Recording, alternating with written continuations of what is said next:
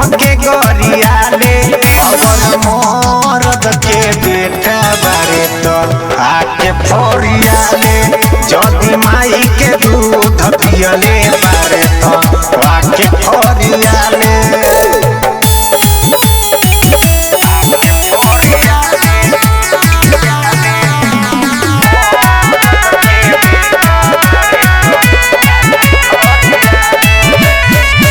बाटे रंगदार ते तो अपना रे घर के माथा जे दिन सनक जायू खार देहब जर से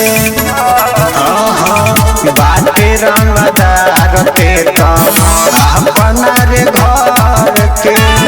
माथा जे दिन सनक जायू खार देहब जर से फोन जब करिले तो उल्टा बतियाले अगर मोहरद के बेटा बारे तो आके फरियाले जदी माई के दूध पियले बारे तो आके फरियाले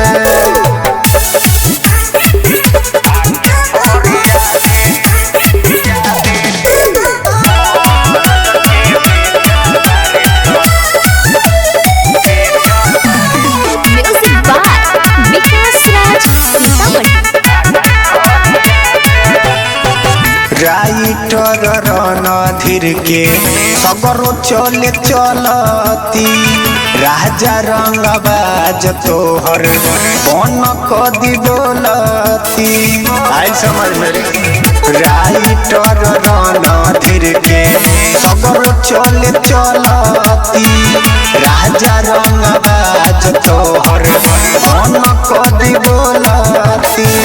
हमर इस्लाम तोहर बनते आइल काले अगर मरद के बेटा बारे तो आके फरियाले जदी माई के दूध पियले बारे तो आके फरियाले जितना मन बाटे तोरा हमके गरियाले अगर मरद के बेटा बारे तो आके फरियाले जदी माई के दूध पियले बारे तो आके फरियाले। Mahakal recording studio Ludhiana.